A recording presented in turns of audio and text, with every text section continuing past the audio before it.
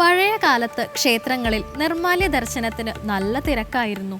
കുട്ടികൾ ക്ഷേത്രകുളത്തിൽ മുങ്ങിക്കുളിച്ച് നട തുറക്കുന്നതിനു മുമ്പ് ക്ഷേത്ര നടയിലെത്തും. 4 മണിക്ക് നട തുറക്കും. ഇന്ന് ഇത്തരം നിഷ്ഠകളോടുള്ള താല്പര്യം പുതുതലമുറയിൽ കാണാനില്ല. എങ്കിലും ക്ഷേത്രങ്ങളിൽ ഭക്തജനങ്ങളുടെ തിരക്ക് വർദ്ധിച്ചുകൊണ്ടേയിരിക്കുന്നു. കാണാം ദീപാരാധന കാഴ്ചകൾ.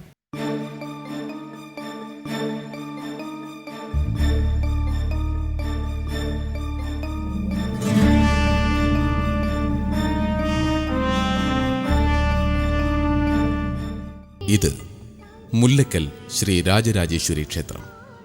ശാന്തസ്വരൂപിണിയും സങ്കട നിവാരണിയുമായ സാക്ഷാൽ അന്നപൂർണേശ്വരി ദേവി ഭക്തജനങ്ങൾക്ക് അനുഗ്രഹാശിസുകൾ ചൊരിഞ്ഞു കുടികൊള്ളുന്ന ദേവതാസ്ഥാനമാണ് മുല്ലക്കൽ ഭഗവതി ക്ഷേത്രം. ആലപ്പുഴ പട്ടണത്തിന്റെ ഹൃദയഭാഗത്താണ് പ്രസിദ്ധമായ ഈ ക്ഷേത്രം സ്ഥിതി ചെയ്യുന്നത്. മുല്ലക്കൽ ദേവീക്ഷേത്രോൽപത്തിയുമായി ബന്ധപ്പെട്ട് ഏതാനും ഐതിഹ്യങ്ങൾ പറഞ്ഞു കേൾക്കുന്നുണ്ട്. ശ്രീവാഴുംകോട് അഥവാ വേണാട് രാജ്യം ഭരിച്ചിരുന്ന ശ്രീ മാർത്താണ്ഡവർമ്മ മഹാരാജാവ് തൻ്റെ ഉപദേഷ്ടാവും മന്ത്രിയുമായിരുന്ന രാമയ്യൻ ദളവയുടെ ഉപദേശങ്ങളും സഹായങ്ങളും കൊണ്ട് തൻ്റെ രാജ്യത്തിനടുത്തുള്ള ചെറിയ രാജ്യങ്ങൾ പിടിച്ച് തിരുവിതാംകൂറിനോട് ചേർത്തു. പല യുദ്ധങ്ങളും ചെയ്തിട്ടുള്ളതിനാൽ ആ മഹാപാപങ്ങൾ തീരുവാനായി പിടിച്ചടക്കിയ രാജ്യങ്ങളെല്ലാം ശ്രീ പത്മനാഭന് അടിയറവ് വയ്ക്കുകയും അവിടുത്തെ ആൾപേരായി ഭരിക്കുകയും ചെയ്തു. അദ്ദേഹത്തിൻ്റെ കാലശേഷം ശ്രീ രാമവർമ്മ മഹാരാജാവ് രാജ്യം ഭരിച്ചു പോന്നു. ഈ കാലഘട്ടത്തിൽ മൈസൂർ ഭരിച്ചിരുന്ന ഹൈദരാലിയുടെ മകൻ മൈസൂർ കടുവ എന്ന അപരനാമത്തിൽ അറിയപ്പെട്ടിരുന്ന ടിപ്പു സുൽത്താൻ തൻ്റെ രാജ്യവിസ്തൃതിക്കായി വടക്കേ മലബാർ ആക്രമിച്ച് കീഴടക്കി. ഇതിനെ തുടർന്ന് അവിടെ മാപ്പിള ലഹള പൊട്ടിപ്പുറപ്പെടുകയും രൂക്ഷമാവുകയും ചെയ്തു.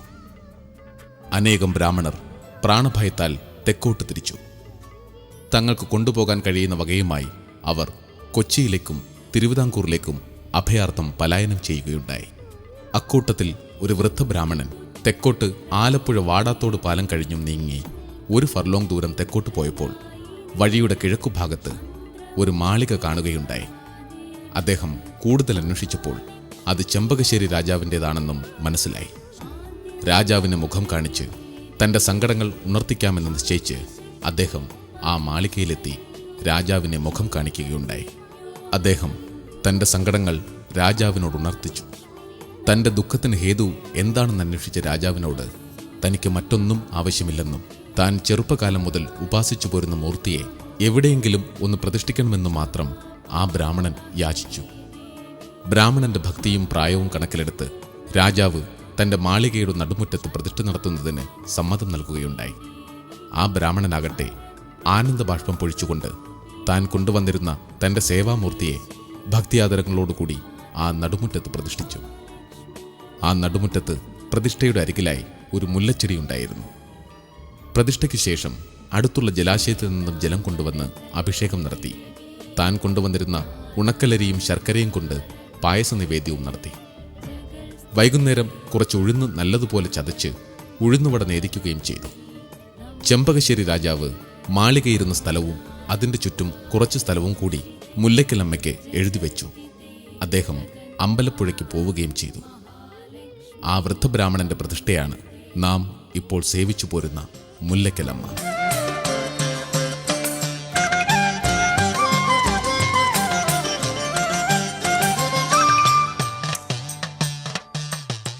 ഒരിക്കൽ അന്നത്തെ ചെമ്പകശ്ശേരി രാജാവായിരുന്ന ദേവനാരായണൻ അസഹ്യമായ വയറുവേദന മൂലം വിഷമിച്ചു.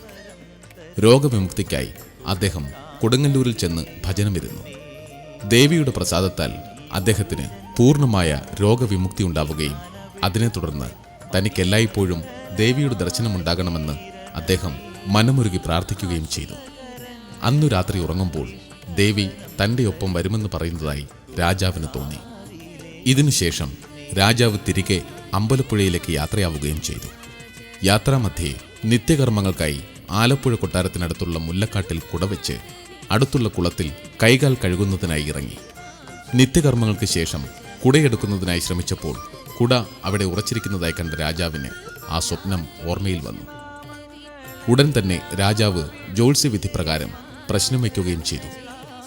കുടവെച്ച സ്ഥാനത്ത് ദേവീ സാന്നിധ്യമുള്ളതായി പ്രശ്നത്തിൽ തെളിഞ്ഞു വന്നു.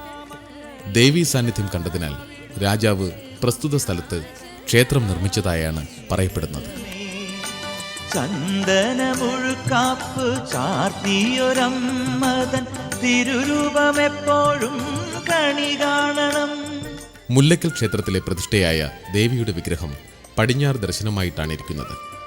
പ്രതിഷ്ഠ വനദുർഗയെങ്കിലും അന്നപൂർണേശ്വരിയായാണ് ഇവിടെ ഭക്തർ മുല്ലക്കലമ്മയെ കരുതുന്നത്. വലതു കൈയിൽ ചട്ടുകവും ഇടതു കൈയിൽ അന്നപാത്രവും മറ്റു കൈകൾ അഭയവും വരദവുമായി കണക്കാക്കപ്പെടുന്നു. ഇതാണ് ശീവേലിക്ക് ഉത്സവമൂർത്തിയുടെ രൂപം.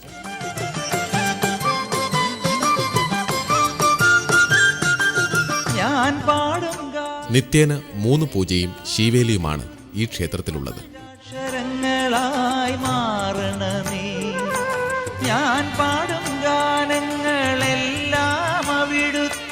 കളഭവും പാലഭിഷേകവും അരവണയുമാണ് മുല്ലക്കൽ ദേവീക്ഷേത്രത്തിലെ മുഖ്യ വഴിപാടുകൾ.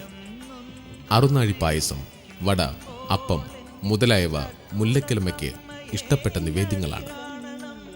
വട നിവേദ്യത്തിന് തൊലിയോടുകൂടിയ ഉഴുന്നാണ് എടുക്കുന്നത്. ദേവീ വിഗ്രഹത്തിന്റെ പ്രതിഷ്ഠ സന്ധ്യാസമയത്താണ് നടത്തിയത്. ആ സമയം ദേവിക്ക് നിവേദ്യം നടത്തുവാൻ യാതൊന്നും ലഭിച്ചില്ല.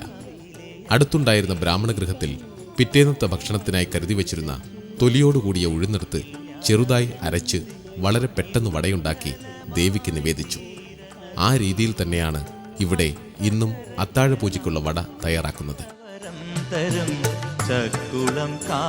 മുഖ്യദേവതയെ കൂടാതെ ഈ ക്ഷേത്രത്തിൽ വടക്കു പടിഞ്ഞാറ് ഭാഗത്ത് കിഴക്കോട്ട് ദർശനമായി ഹനുമാൻ പ്രതിഷ്ഠ, ഇതിനടുത്തായി തന്നെ സുബ്രഹ്മണ്യസ്വാമി, നാഗപ്രതിഷ്ഠ, നാഗപ്രതിഷ്ഠകൾക്ക് തെക്കുമാറി നവഗ്രഹ പ്രതിഷ്ഠ, ഇതിനു തെക്കുമാറി പടിഞ്ഞാറോട്ട് ദർശനമായുള്ള കൃഷ്ണൻ, ശ്രീകൃഷ്ണ പ്രതിഷ്ഠയ്ക്ക് പിന്നിലായി രക്ഷസ്, അമ്മയുടെ ശ്രീകോവിലിന് പുറത്ത് തെക്കുഭാഗത്ത് കിഴക്കോട്ട് ദർശനമായി ഗണപതി, ഗണപതിയുടെ പിന്നിൽ നാഗപ്രതിഷ്ഠ, കൂടാതെ പടിഞ്ഞാറ് ഭാഗത്ത് കിഴക്കോട്ട് ദർശനമായി അയ്യപ്പൻ എന്നീ ഉപദേവന്മാരും ഇവിടെ കുടികൊള്ളുന്നു.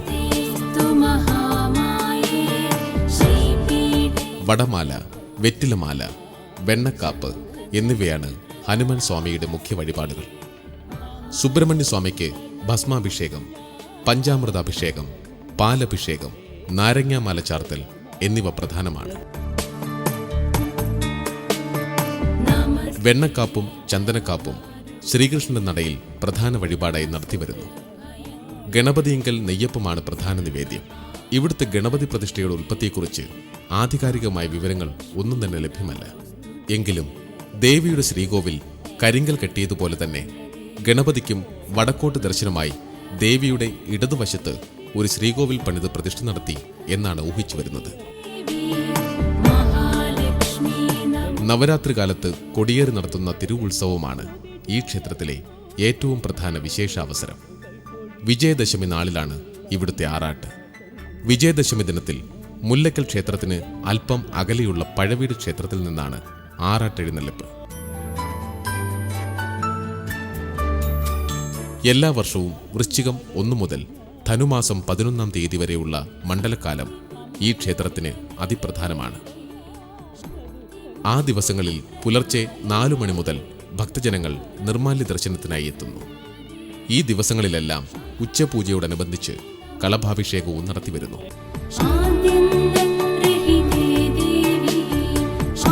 മണ്ഡലകാലത്തിന്റെ അവസാന 11 ദിവസം, അതായത് ധനു 1 മുതൽ 11-ാം തീയതി വരെയുള്ള ദിവസങ്ങളിൽ വളരെ വിപുലമായ തോതിൽ നടത്തുന്ന ആഘോഷങ്ങൾ മുല്ലക്കൽ ചിറപ്പ് എന്ന പേരിൽ പ്രശസ്തമാണ്. ഈ ദിനങ്ങളിൽ മുല്ലക്കലമ്മയെ കണ്ട് അനുഗ്രഹം നേടുന്നതിനായി ധാരാളം ഭക്തജനങ്ങൾ ക്ഷേത്രാങ്കണത്തിൽ എത്തിച്ചേരുന്നു.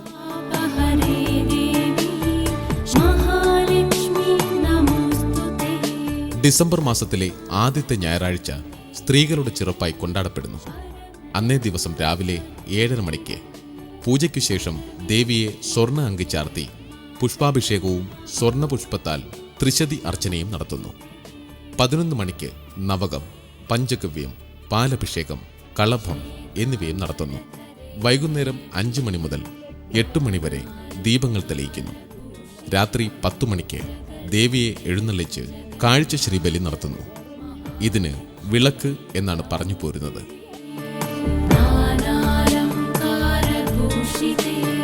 ജഗൽ കേരളത്തിൽ നവരാത്രി അത്യാഡംബരപൂർവ്വം ആഘോഷിക്കുന്ന ഒരു ക്ഷേത്രം കൂടിയാണ് ആലപ്പുഴ മുല്ലക്കൽ ദേവീക്ഷേത്രം.